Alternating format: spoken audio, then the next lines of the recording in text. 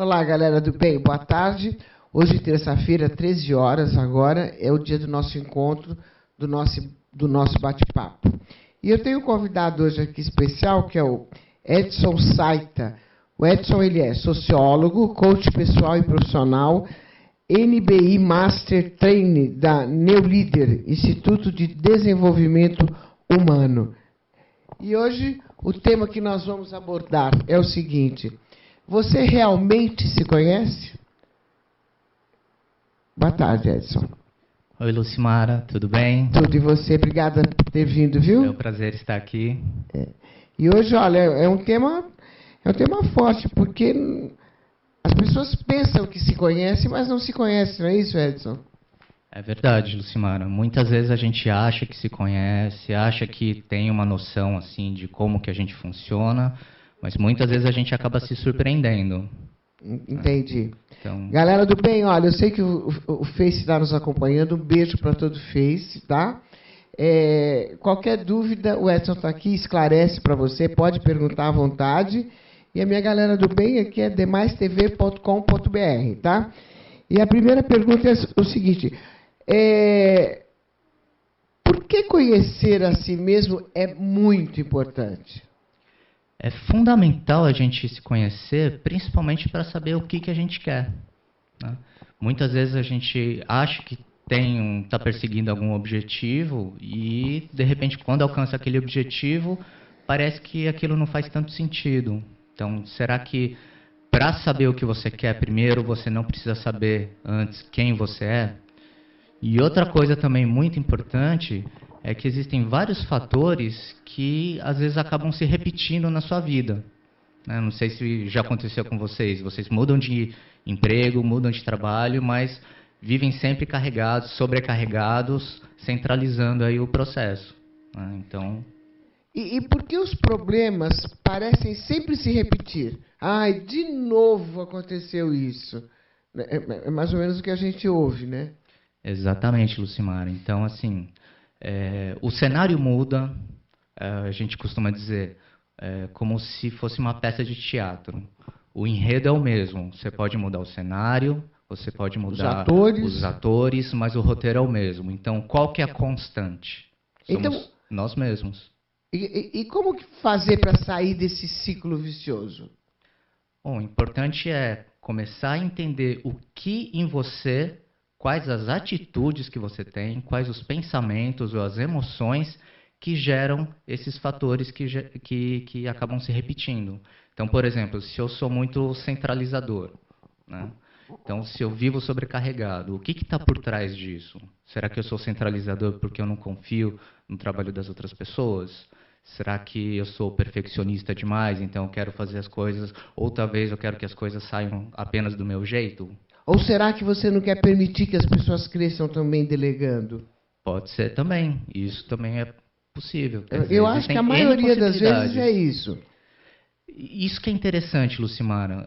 Existem movimentos muito parecidos, mas cada indivíduo é único, é singular. Então, por trás da motivação daquele comportamento, tem toda a história, tem todo um porquê específico de cada um.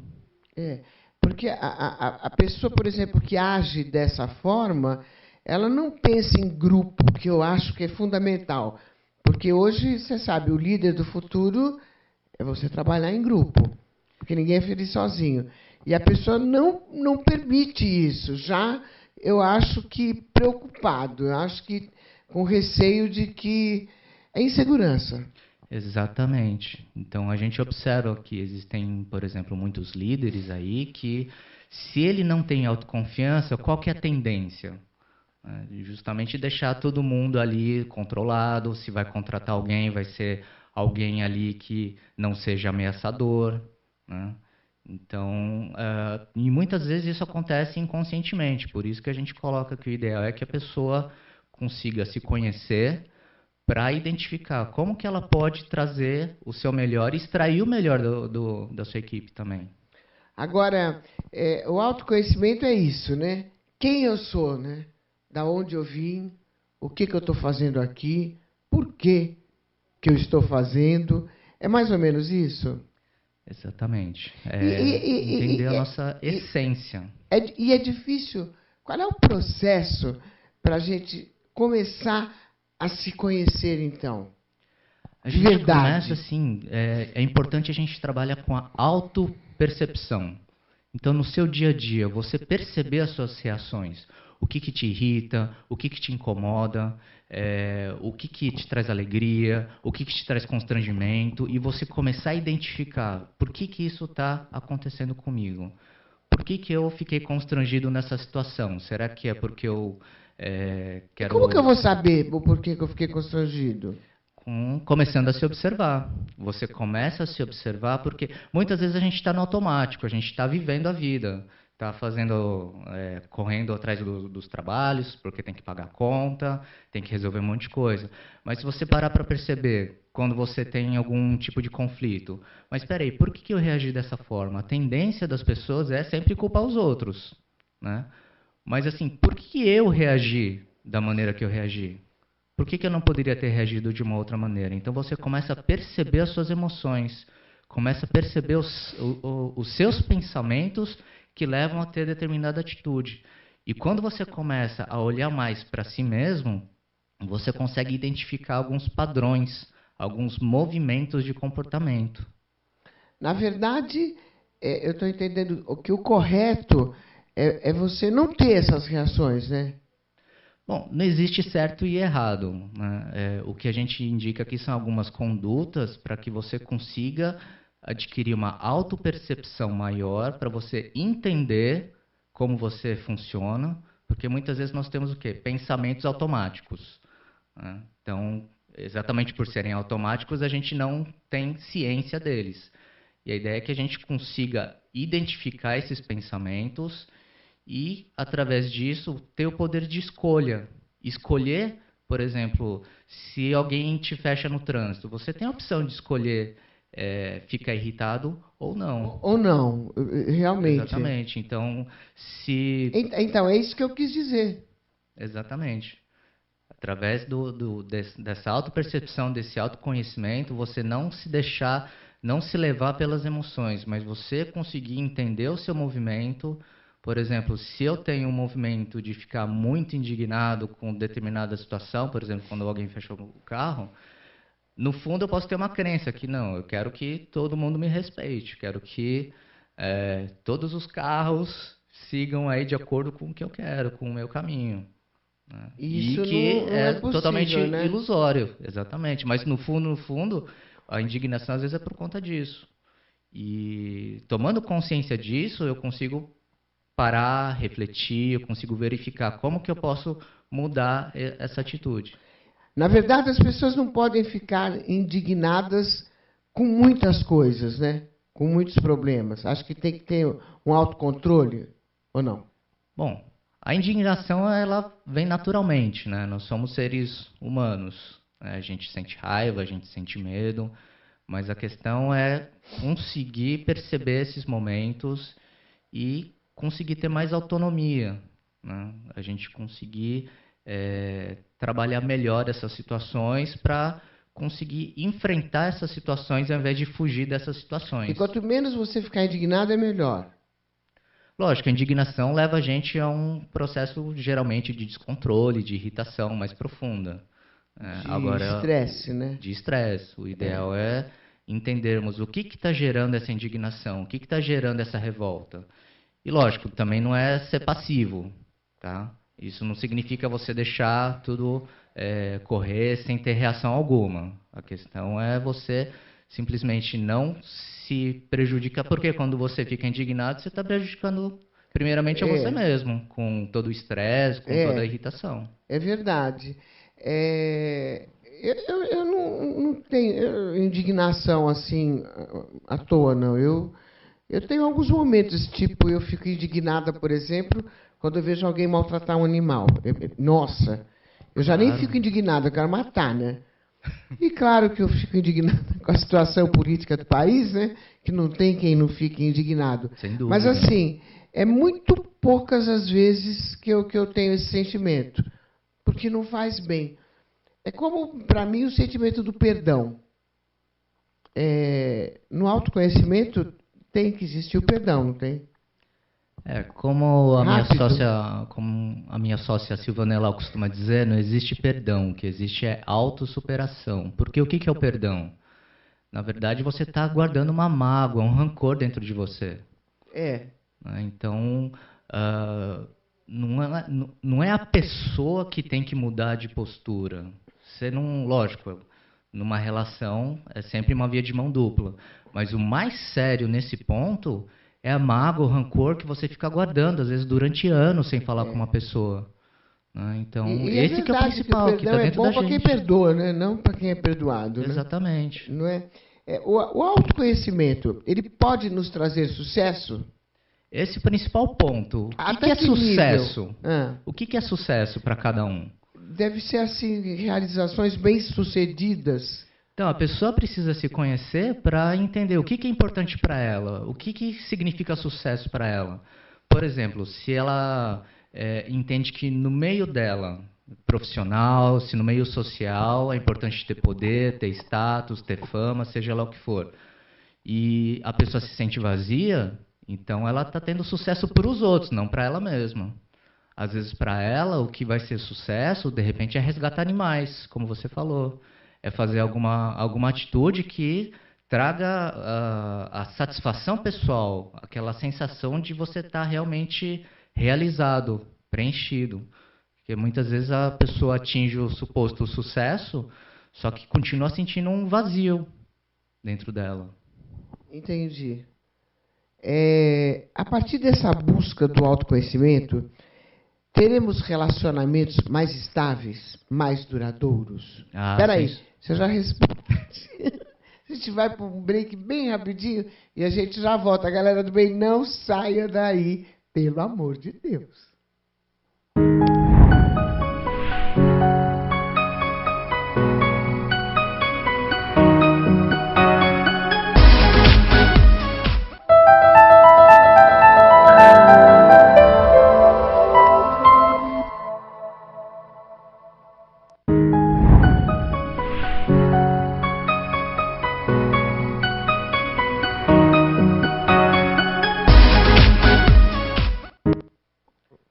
Eu estou aqui conversando com o sociólogo Edson Saita sobre o autoconhecimento. Eu acabei de perguntar para ele se, a partir da busca do autoconhecimento, os relacionamentos serão mais estáveis e mais duradouros. A tendência é que sim, porque a gente conhecendo melhor, o que geralmente acontece? Né? As pessoas têm expectativa, que querem encontrar alguém assim, alguém inteligente, alguém bonito, alguém, né, com todas as características ali, uma listagem. Né? Quase que uma entrevista de emprego, mas o que eu tenho para oferecer para o outro? Né? Então é importante a gente fazer essa pergunta, como que é a relação entre as pessoas? Porque cada relação vai ser diferente uma da outra. Então, existe um terceiro elemento aí, além das duas pessoas, mas é o que se constrói nesse relacionamento. Então, entendendo o seu movimento, a complementaridade, se é um aspecto mais positivo, se é mais construtivo, ou, lógico, nada é 100% positivo. É necessário, sim, ter conflitos, justamente para que haja um crescimento na relação. Mas se a tendência é que os conflitos, as brigas sejam mais constantes, é necessário que cada um verifique qual que é a minha parte nesse conflito. Né? Não ficar apenas acusando o outro, que você é isso, você é aquilo e aquilo outro, mas qual que é a minha parte nessa dança? Qual que é a minha parte que está gerando esse processo conflituoso? Na verdade, as pessoas precisam se responsabilizar, né? Pelos seus atos. Eu sou responsável por tudo que acontece comigo, de bom e de ruim. Partindo desse princípio, eu acho que isso também já começa a fortalecer, né? Exatamente, porque eu paro de ficar delegando ao outro, ao mundo, ao universo, o que acontece comigo. Então, significa você se assenhorar pela sua própria vida. Você tomar conta do seu próprio destino. Não deixar ir por conta de sorte ou ficar refém de outras pessoas. Não, você define o seu caminho. Agora, muitas pessoas acham que já se conhecem. como que a gente sabe se isso é real? Uma dica interessante é tentar ver se a pessoa sabe realmente o que ela quer da vida. Né? Porque se a pessoa, às vezes, nunca parou para pensar nisso, ela está simplesmente seguindo a onda. Mas só isso, ó, a pessoa ela quer ser um advogado. Tudo bem que ela quer ser um advogado, mas até ela ser um advogado, ela é uma chata. Ela vai encher a paciência de muita gente. Então, como que faz aí? Bom, é importante que a pessoa procure entender assim, o que levou ela, o que a levou a buscar esse caminho. Isso é realmente importante para ela? Quais são os valores que ela tem? Quais são os princípios dela? Quais são as características positivas que ela possui e o que ela precisa desenvolver? Essas são as primeiras buscas para o autoconhecimento? Sim, eu imagino que começa por aí. Sempre assim, autopercepção é o passo número 1. Mas autopercepção do quê? Então, como eu havia mencionado anteriormente, dos seus próprios pensamentos, das suas reações, emoções, mas também identificar o que é importante para você, quais são seus valores, seus princípios, o que você percebe que às vezes você faz e às vezes fica mal com você mesmo. Então, procure identificar esses pontos. Entendi. E assim, e por que geralmente as emoções nos tiram completamente a lucidez? Bom, a gente ainda é bicho, né? Então, enquanto bicho, nossas emoções geram a reação de luta ou fuga. Né? Ou eu vou fugir dessa situação, ou eu vou partir para a briga. Ou então eu fico paralisado. Então, a gente ainda... nós somos animais, então as emoções ainda exercem muita influência sobre nós. E é possível dominar essas emoções através do autoconhecimento? Sim, é possível isso? É possível sim, porque uma vez você conhecendo como é a sua reação diante de determinadas situações, por exemplo, algumas pessoas podem ter medo de receber críticas. À medida que você vai se conhecendo, quando você recebe alguma crítica, independente se é uma crítica construtiva ou não, você já não é mais pego de surpresa. Então você consegue reagir de uma forma mais serena, de uma forma mais tranquila e positiva. E por que nós temos uma dificuldade incrível de nos ver como realmente nós somos? Pois é, Lucimara, nós temos muitos pontos cegos. Né? Existem muitos fatores que a gente não quer enxergar a nosso próprio respeito. Então, a gente costuma idealizar uma imagem nossa. Né? Então, para não quebrar essa imagem idealizada, muitas vezes a gente acaba se enganando, não enxergando esses fatores. A gente se acha o máximo, é isso? Às vezes demais. Não é o máximo. Eu sou demais. Né? Mas é interessante porque quando a gente observa as pessoas que às vezes têm um comportamento que aparentemente é superior, é arrogante, no fundo, ela tem baixa autoestima e baixa autoconfiança. Porque ela tenta dizer para ela mesma e para o mundo que ela tem autoconfiança. E às vezes aquele nariz empinado, no fundo por trás, está ali uma extrema falta de autoconfiança. Insegurança, então. Insegurança. E tem algumas dicas que você possa dar para que as pessoas comecem a se conhecer? Quais as primeiras dicas? O que se deve fazer? Acho que é legal você procurar o que você faz de melhor, o que você tem de melhor para oferecer para as outras pessoas. Não no sentido de ser melhor que os outros, mas o seu melhor. O que você faz de único, de singular? O que você consegue fazer que beneficie as outras pessoas? Dá uns exemplos. Tá? Então, por exemplo, no caso de eu conseguir ser um bom ouvinte e ajudar a pessoa a refletir, ou talvez fazer algumas reflexões e algumas análises sobre o comportamento da pessoa e ajudá-la a chegar às próprias conclusões, sem dar o peixe, né, mas dando instrumentos para que ela mesma aprenda a pescar. Às vezes a pessoa tem muita imaginação e com isso ela consegue pensar em ideias incríveis. De repente o bom humor dela, que ela não valoriza, ela consegue transformar todo o ambiente com o bom humor que ela tem. Muitas pessoas podem ser extremamente acolhedoras, Então, conseguem dar um tratamento mais humanizado, por exemplo, no ambiente hospitalar.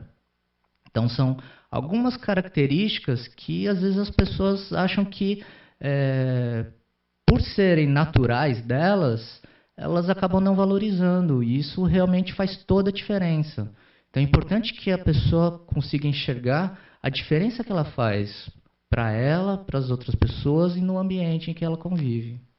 Mas, às vezes, ela pode não enxergar isso, mas as outras pessoas podem.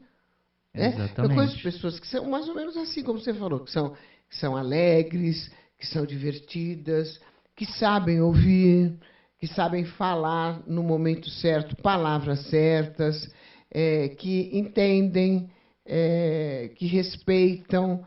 Como que você classifica esse tipo de personalidade? De não reconhecer essas características, você Não, diz? de ser assim, de ter essas características. Bom, todos nós temos características aí que são construtivas, que são positivas, né? E características que a gente precisa melhorar. Né? Então, a questão é não olhar para essas outras características, por exemplo, como defeitos, mas é exatamente o ponto que você pode crescer. São esses pontos que você pode melhorar. E utilizando justamente esses fatores que você já tem de positivo como recursos internos para você conseguir não só se conhecer, mas conseguir se superar, conseguir trabalhar aí os seus desafios. E por que é importante conhecer os nossos defeitos e nossas qualidades? É fundamental para saber exatamente assim, com o que eu posso contar e onde que eu posso acabar caindo.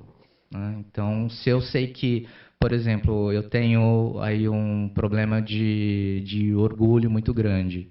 Então, é um processo que pode gerar uma autossabotagem se eu ficar, por exemplo, querendo ser o melhor de todos.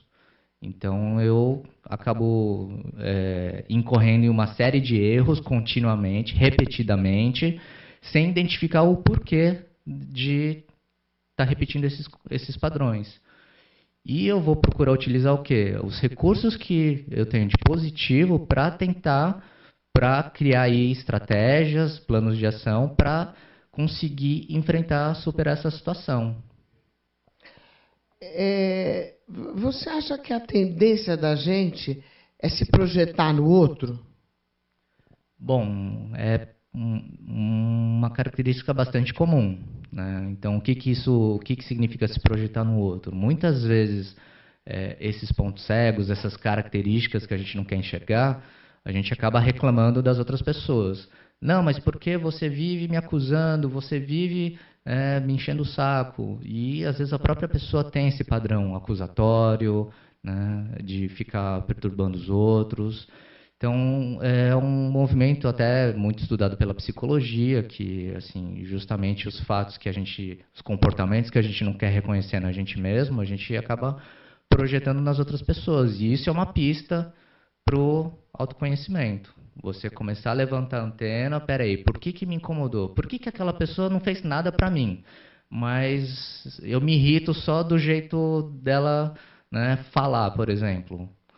Eu acho aquela pessoa muito pedante, muito arrogante. Então, peraí, será que eu não sou arrogante também? Entendi. É assim, e o que é essencial a gente observar na gente para ter mais autoconfiança? O que é essencial? Bom, para ter autoconfiança, essencial é você saber quem você é, independente do que as outras pessoas disserem ou classificarem. É fundamental você ter autoaceitação. Então, independente do julgamento alheio, o que você pensa de você mesmo? Você pensa bem de você? Ou será que você está pensando muito mal? Será que você é seu pior algoz? Então, um primeiro passo é isso, é a questão de você se aceitar, conhecer quem você é, com as suas virtudes, com seus pontos a melhorar, com seus defeitos, e buscar, através disso, o seu melhor. Fazer o que você tem de melhor para oferecer para o mundo. E quando a gente acha que tem? Aí é só fazer. Nariz em pé, ser prepotente? Não, aí, assim, culturalmente é um pouco complicado aqui, né? A gente, assim, vem de uma cultura que, se você simplesmente diz quais são suas virtudes, as pessoas tendem a achar que você tem nariz empinado, né? Agora, se você começa a falar os seus defeitos, todo mundo começa, não, mas começam a brigar com o outro para ver quem que é o pior, né? Então, isso é um traço cultural nosso, de ficar focando muito na questão da vítima. Você, por exemplo, Edson Saip, você se acha como? Eu acho que eu sou uma pessoa bem analítica, né? Eu sou companheiro, eu sou sincero, e eu estou também nessa trilha do autoconhecimento, buscar me superar, né? Dentre várias outras questões que eu venho trabalhando aí, por exemplo, a própria questão do orgulho, que eu venho trabalhando para superar, a questão da autoaceitação em determinado nível também. Mas que tipo de orgulho? Orgulho no sentido de... É aí que entra a questão de cada um, né? Tem algumas pessoas que, por exemplo, precisam se sentir no topo, mas qual que é a motivação de cada um, né? Então, na minha auto-investigação, eu identifiquei o quê? Que é melhor eu ser um fracasso incógnito do que me tornar um fracasso notório. Então, gera todo o movimento do quê? De escondimento, de evitar colocar a imagem em risco, de se colocar à prova. E com isso também, deixo de colocar tudo que eu tenho já de conhecimento, de potencial que pode ajudar as outras pessoas. Então, assim, cada um vai ter a sua motivação. O que eu encontrei como raiz nuclear do meu movimento é esse. Tem outras pessoas que podem ter orgulho por outros motivos, mas até onde eu consegui me aprofundar foi nesse ponto. A gente, tendo essas características, eu sabendo como é minha postura, como são minhas atitudes, eu tenho esse autoconhecimento, eu me conheço um pouco. Eu estou falando de mim. Bom, o autoconhecimento, ele não termina nunca, porque a gente está sempre em transformação. A cada nova experiência, a cada novo encontro, a cada novo contexto, a gente está sempre se transformando. Então, assim, lógico, em algum nível você tem sim seu autoconhecimento. Agora, muitas vezes existe uma barreira ali que a gente tem dificuldade de transpor, que é justamente de reconhecer esses pontos que muitas vezes nos causam vergonha. E eu digo que a vergonha é um dos indicadores de que você está realmente conseguindo se aprofundar no autoconhecimento, porque significa que você já está maduro para trabalhar naquele ponto. Entendi. Eu, por exemplo, no meu caso, eu me acho uma pessoa legal. Eu me acho uma pessoa alegre, sorridente, eu gosto das pessoas, eu gosto do ser humano, eu amo os animais, eu estou sempre de bem com a vida. Tem uma característica assim, forte, que eu acho, muito forte. A prática do perdão. É impressionante. Eu estou levando uma porrada agora, daqui um segundo, eu já nem lembro mais o que está acontecendo. Isso é autoconhecimento? Bom, até certa parte sim, mas o que você talvez não esteja enxergando? Então... Isso acontece com todo mundo? Comigo, em relação às pessoas? Isso. Acontece. Sabe, eu sou uma pessoa realmente de bem com a vida. Também, lá atrás, não era bem assim, né? Eu tive uma experiência até chegar nesse ponto que eu cheguei. Mas hoje, e há algum tempo já, eu tenho essa facilidade. Perfeito. É o ponto que você atingiu, que aí você encontrou um meio que realmente funciona para você. Então, o que funciona para você pode não funcionar para mim, e vice-versa. E através dessa questão do perdão, você trabalhou justamente o quê? O que estava te incomodando aqui? São as mágoas que você fica, exatamente, né? Como as pessoas dizem, o lixo que você guarda, né? Exatamente. Você conseguiu se libertar disso. Isso eu consegui, assim, mas impressionante. É impressionante. Pode fazer o que for, perdoo de verdade. Assim, isso é como se nada tivesse acontecido. Exatamente. E eu me sinto super bem.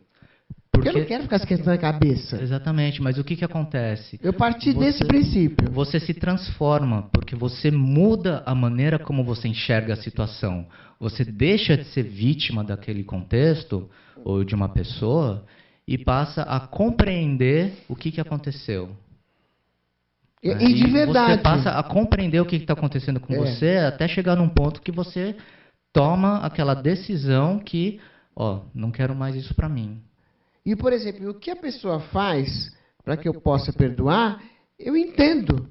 Eu entendo direitinho por que fez, o porquê aconteceu.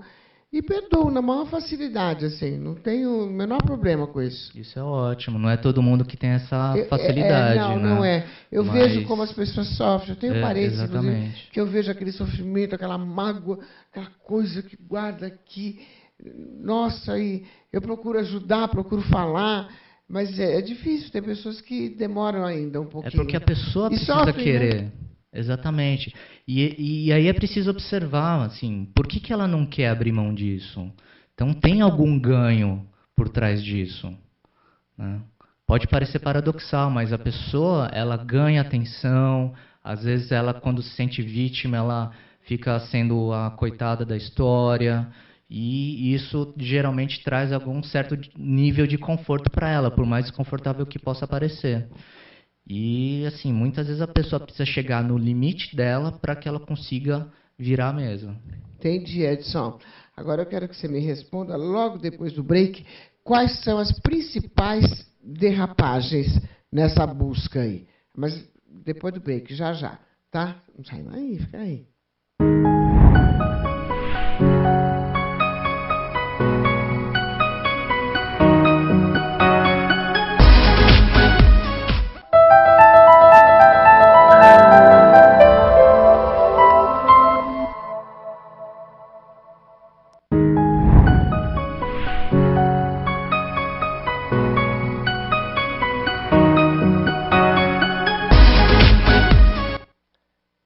Edson Saito aqui comigo e a gente está falando sobre o autoconhecimento. Você se conhece?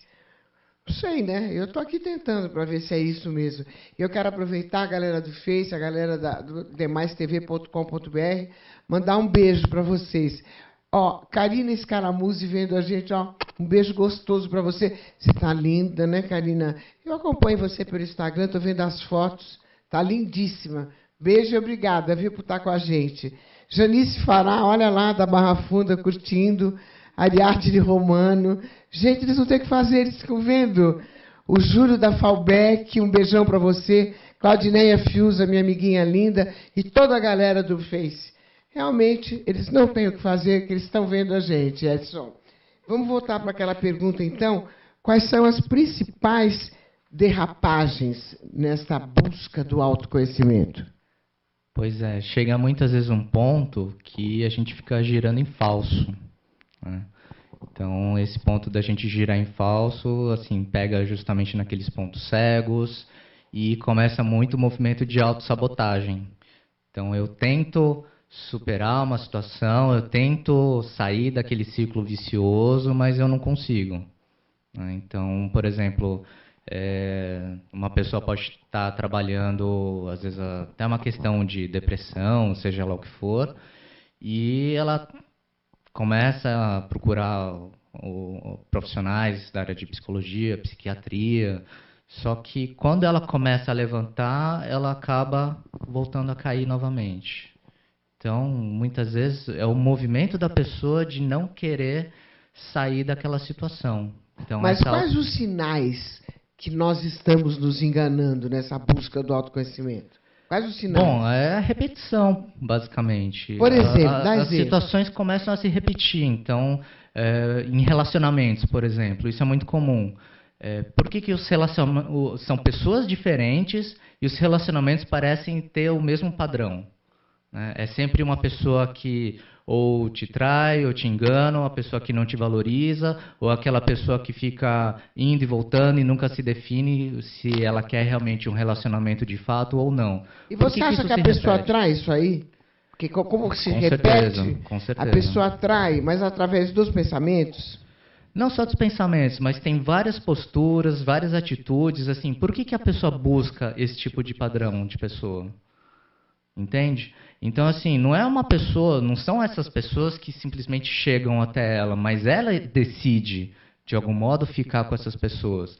Então, existem alguns comportamentos, algumas carências nossas que inconscientemente a gente quer suprir. E às vezes fica de uma forma, assim, não muito saudável. Então, esse é um ponto que é crucial. Geralmente nos relacionamentos, assim, às vezes as pessoas vivem em situações de perversão, quer dizer, são relacionamentos em que o parceiro ou parceira vivem se afastando da pessoa, quando vem que vão largar e, não, peraí, volta aqui. Agora, né, não fugindo muito do assunto, mas assim, nesses relacionamentos, não é importante que a mulher e o homem tenham conhecimento também de que existem diferenças brutais entre o homem e a mulher? Eu falo isso porque eu li sobre isso muito. Eu gosto, que eu só sou jornalista, não tenho nada a ver com a profissão dele. Mas eu insisto nesse ponto. Sem sombra de dúvida, sem sombra de dúvida. É preciso reconhecer essas diferenças, né, e procurar aí justamente assim a questão da complementaridade, não gerar uma guerra dos sexos. Mas o que a gente vê hoje, por exemplo, qual que é o papel do homem hoje na sociedade moderna, né? Então, lógico, Qual é? infelizmente a gente ainda tem aí indicadores terríveis das mulheres serem em menor quantidade, ocuparem cargos de liderança, terem salários menores, mas à medida que a sociedade vai se transformando, elas vão tomando aí o mercado de trabalho, o papel do homem também começa a ficar um pouco instável. Então, como é que o homem lida quando, por exemplo, a mulher ganha mais ou a própria mulher que sustenta a casa? Então, é interessante essa questão justamente para enfrentar esse Mas tipo de hoje já machismo. está mais comum, não está? Sim, Está aumentando, inclusive, o exatamente. número de mulheres que estão trabalhando fora e os E homens mais cuidando mais independentes. da casa. Exatamente. E aí a questão é justamente Por isso que está dando certo, viu? É justamente assim, entender o papel, essa questão de compartilhar a vida, né? Não é simplesmente assim aquele papel na sociedade de cada um, mas como que a gente pode se complementar na vida um do outro? Como que eu posso te ajudar? Como que você pode me ajudar? E como que a gente pode crescer juntos? Né? Parece simples, mas a gente complica tanto. É. E as pessoas complicam, né? Olha, Edson, eu li um livro, Homens de Marte, Mulheres de Vênus, né? Meu Deus, como explica direitinho as diferenças do homem e da mulher. Eu acho que todo casal, ou todo homem e toda mulher, deveria ler esse livro para você entender mais. A mulher vai entender muito mais o homem e o homem entender muito mais, porque é muita diferença. São as cabeças, a própria estrutura óssea Sim. já é diferente, né? Mas é muito interessante. É muito interessante. A mulher é completamente diferente do homem. Tem uns exemplos, por exemplo, é um exemplo que ela dá no livro, que ela faz assim, ela pega 3 pares de sapato, um branco, um preto e um dourado. Aí ela vai perto do marido e, ô bem, qual você acha que eu devo pôr? Aí ele olha, ele não sabe, né? Ele não sabe qual que Fica ela deve pôr, ele aterrorizado. nem pensa. Mas ele chuta, ele fala, o branco. Ele chutou que é uma cor básica. Aí ela vira e diz, por quê? Você não gostou do dourado? E põe o dourado. Ela não está nem aí. Ela já sabe o que ela quer. Então, existem umas diferenças brutais para o relacionamento. E na busca do autoconhecimento, eu acho que isso influi muito também.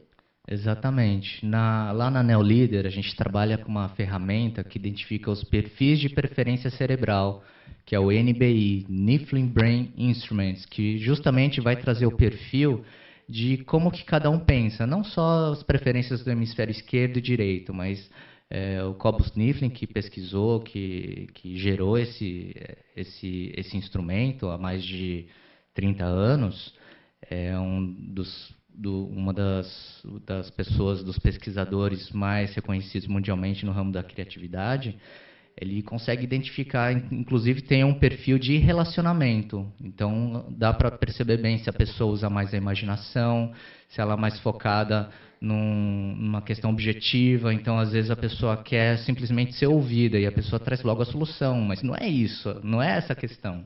Né? Eu simplesmente quero que você entenda, que você me escute, entre outros casos. Né? Entendi. E por que, Edson, reconhecer nossas fragilidades gera vergonha para a gente? Por que a gente fica com vergonha quando a gente tem que reconhecer uma fragilidade nossa? É muito do nosso mecanismo de defesa. Né? Muitas vezes a gente procura se proteger, procura se defender. Ninguém gosta de sentir vergonha, ou principalmente sentir vergonha em público. Mas, como eu disse, quando você, dentro de um processo de autoconhecimento, identifica que, por exemplo, eu não sou apenas bonzinho, mas no fundo eu estou querendo ter uma imagem de cara bacana, né? Ou se eu, às vezes, uso muito ali o conhecimento, informação, e acabo sendo arrogante. Então, ninguém gosta de perceber essas coisas, que tem inveja, que tem arrogância. Então, isso muitas vezes gera esse constrangimento. Mas, dentro do autoconhecimento, eu vejo isso como um indicador importantíssimo. De crescimento. Que significa que você conseguiu transpor uma barreira que você não conseguia enxergar antes. Entendi. Então, é como se caísse a ficha para você. Nossa, agora eu realmente identifiquei que eu tenho isso. Entendi. Chegaram algumas perguntas aqui para você, Sola. O Mardoqueu de São Paulo. Um beijo, Mardoqueu. Como eu posso descobrir os pontos e melhorar e como trabalhá-los? Bom, procura observar os seus resultados. Procura observar o que você produz, o que você tem de melhor. Procura fazer uma listagem, né, das suas, não só posturas, mas atitudes e resultados positivos. O que te torna único, o que te diferencia dos demais. E você pode, através disso, procurando novos desafios, né, mas desafios graduais, porque às vezes a gente coloca uma meta muito grande e, na verdade, precisa acabar quebrando essa meta em várias metas menores para conseguir atingir os objetivos. Não adianta eu pensar em viajar daqui até o Ceará sem antes passar pelo Rio de Janeiro. Então, peraí. Como é que eu vou para o Ceará? Então, primeiro vamos ver como que a gente vai chegar no Rio, depois como que a gente vai subindo. Entendi. O Rodrigo, aqui de São Paulo, diz assim: como eu posso descobrir qual é o meu propósito de vida? Hein, Edson? É uma excelente pergunta, porque essa resposta está dentro da gente. Né? Então, o que acontece muitas vezes é a gente confundir a própria identidade com a nossa profissão. Então, quem você é? Muitas pessoas respondem, eu sou um médico, eu sou um advogado, eu sou um apresentador de TV, mas quem você é de verdade? Né?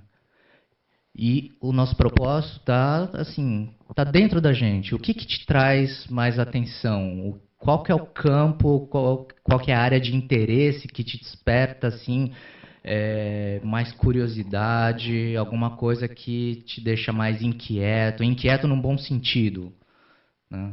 Então, muitas vezes a gente sabe onde é que estão essas questões. Às vezes a dificuldade é encarar e enfrentar, porque às vezes pode ser um caminho não muito tradicional e também não muito fácil, né? Então, às vezes, começar a puxar a linha de um novelo e ver até onde que isso vai. Então, pelo menos você já descarta algumas possibilidades e vai descobrindo pouco a pouco. Por exemplo, eu não sabia que existia a profissão de coaching quando eu me formei na faculdade, né? Mas eu queria... Mas é uma profissão nova, não é?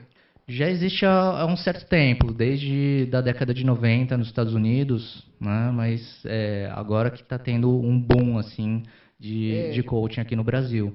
Mas, por exemplo... O que é coach?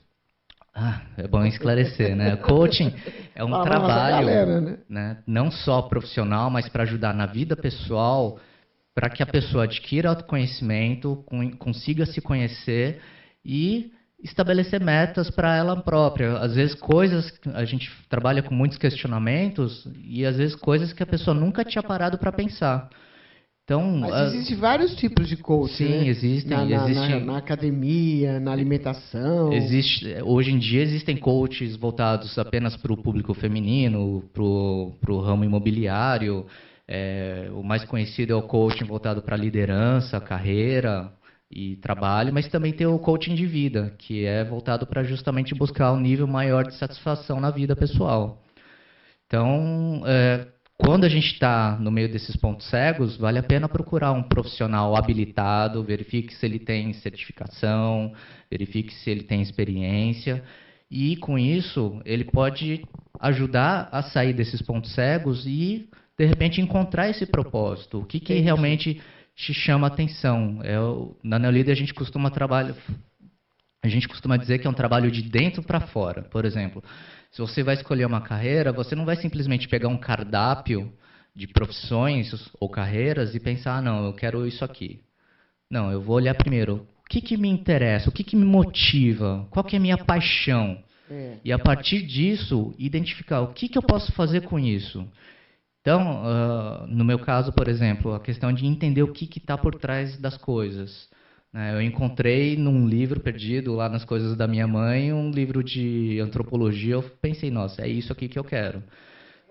E aí depois eu fui passando por outras empresas, também tentando trabalhar com essa questão da investigação, descobrir o que está por trás das coisas. Até que eu descobri o coaching, que nada mais é do que... Quer dizer, a gente utiliza também algumas ferramentas da etnografia, que a gente chama de olhar o ponto de vista do nativo, para entender qual que é a lógica da outra pessoa e o que está levando ela a se comportar desse modo. E como que a gente pode ser um facilitador para melhorar a vida dela. Tem uma pergunta aqui bem interessante, da Marisa, de São Paulo. Um beijo para você, Marisa. Ela diz assim, Saito, como eu posso saber se eu sou exagerado em falar das minhas qualidades? Ela deve se amar, né? Tá certo. Bom, às vezes é bom a gente pegar um feedback das pessoas ao nosso redor. Então, pega aquela pessoa de confiança, ou às vezes até aquela pessoa com quem você não se dá tão bem. Ela tende a ser mais sincera do que as outras pessoas. Tá? Então, é um exercício de você pegar um feedback, de um olhar de fora, mas assim, procura identificar o que te leva a fazer tantos elogios a si própria. O que está por trás disso? Qual que é a sua intenção? Então, a análise da intencionalidade é uma questão muito séria, Lucimara. E se a intenção for legal? É que eu sou legal.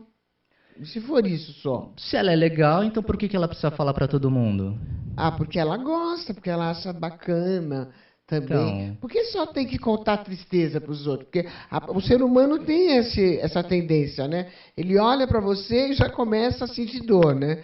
Começa a dor aqui, dor ali, já começa. Quando começa a contar tristeza, eu não aguento. Claro, sem dúvida. A questão é que ela colocou, assim, se é excessivo, né? É esse excessivo que ela precisa verificar. Mas é uma tendência.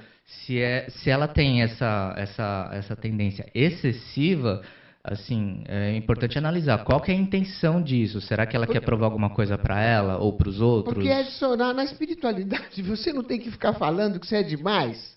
Eu sou legal, sou bacana, eu tenho abundância, eu vou realizar. Sem sombra de dúvida, você tem que se reconhecer. Eu vou que vou. Não tem que ser assim? Você precisa reconhecer seus potenciais, sem sombra de dúvida. E não tem que ficar falando e sacramentando para que a coisa aconteça, plasmando, vamos dizer assim. Depende, assim, de cada um, porque se eu tenho autoconfiança, eu não preciso da aprovação dos outros.